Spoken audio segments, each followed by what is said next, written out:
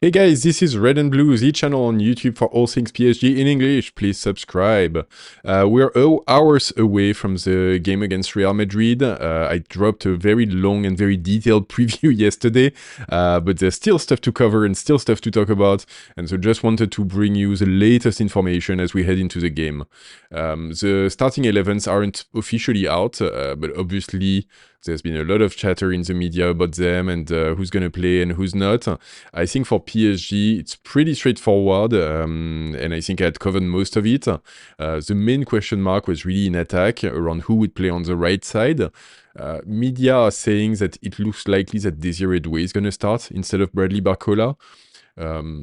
Which, yeah, I think it could go either way, honestly, but I think it's true that it seems that Desiré Doué has the favors of the coach recently, and typically since, just before the Champions League final, when there's a decision to make between the two, it seems that Desiré Doué gets a nod. We'll see how it goes. Maybe it will be different, but yeah, I wouldn't be surprised. I think I'd give it like probably an 80% chance of Desiré Doué starting. Dembélé will be starting as well. I think everyone is kind of aligned on that. So Dembélé will be back in the starting 11. And then in other places on the pitch, Donnarumma will be there. Hakimi, Marquinhos, Beraldo will replace Pacho. Nuno, Mendes on the left. And then Vitinha, Joao, Neves, and Fabián in midfield.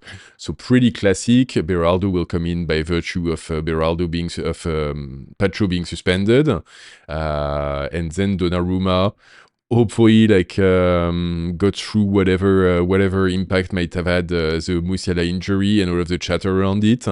Musiala came out today in the media actually and posted online kind of a nice statement saying he's recovering, surgery went well, he's not blaming anyone, and these kind of things happen. So hopefully that puts the whole matter behind us and behind Donnarumma most likely. On the Real Madrid side, the real uncertainty is really around Mbappe and whether Mbappe is going to start or not. Media are announcing that he might not start, and it might be Gonzalo Garcia, who's their youngster who's played the whole competition and scored actually like quite a few goals as well, who would start this game. I've actually heard one video mention the idea of Mbappe starting in the place of Vinicius on the left, which actually really stayed with me because Vinicius hasn't had the best Club World Cup, so it's not the craziest idea in the world, I guess. I don't see it happening, but yeah, it would make some sort of sense.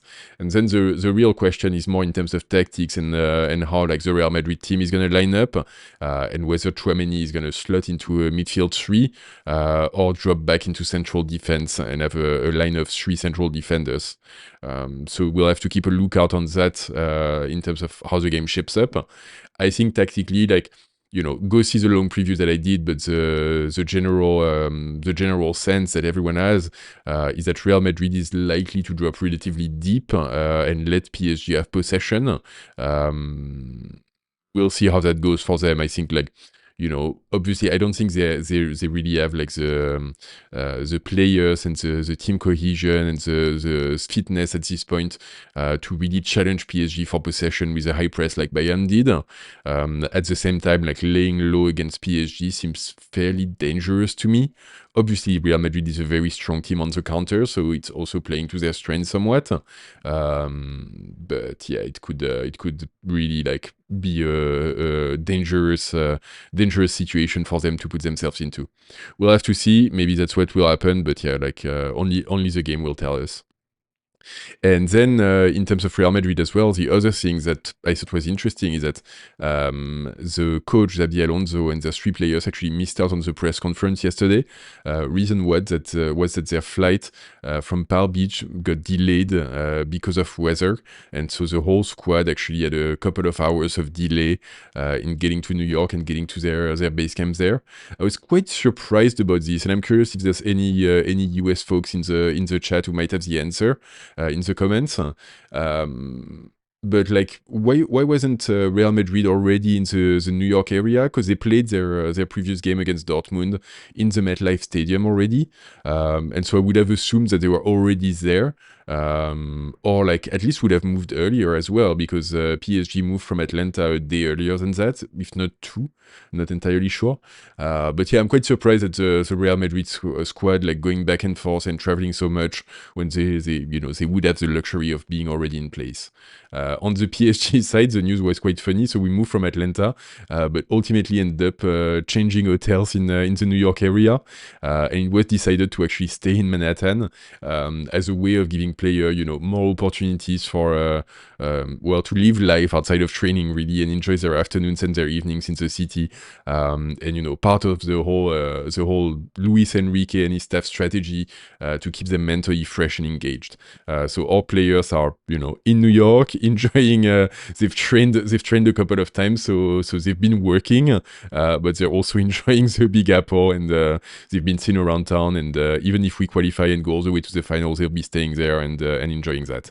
And then finally, like what I didn't touch on in the preview yesterday, FIFA actually suspended Pacho and Lucas Hernandez for 2 games after the red cards against Bayern Munich. So both of them are completely out of the conversations, and both of them have been released by the club, meaning they're already on their summer holiday, which means they will start back training a few days before the rest of the squad, or they will have that little bit of extra rest that they can take into next season.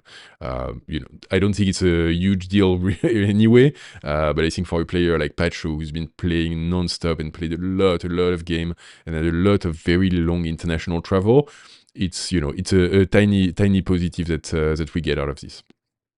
So anyways, that's it for now. The game is a few hours away. I'm pretty excited about it. I think it's going to be a very interesting game.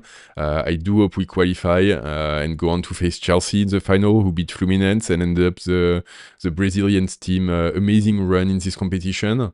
And yeah, it's going to be big game, man. Real Madrid, like, let's be excited. So I'll let you, I'll add here the links to the 2 videos that I did if you want to go a little bit further. The first one is a long-form preview and tactical preview of the game, which I posted yesterday. It's about 30 minutes long. I really try to go in-depth into Real Madrid and what Xabi Alonso has been trying to put in place, how we can expect the team to play, how it matches up versus PSG, and our strengths and weakness, and what we can expect from Luis Enrique and his team.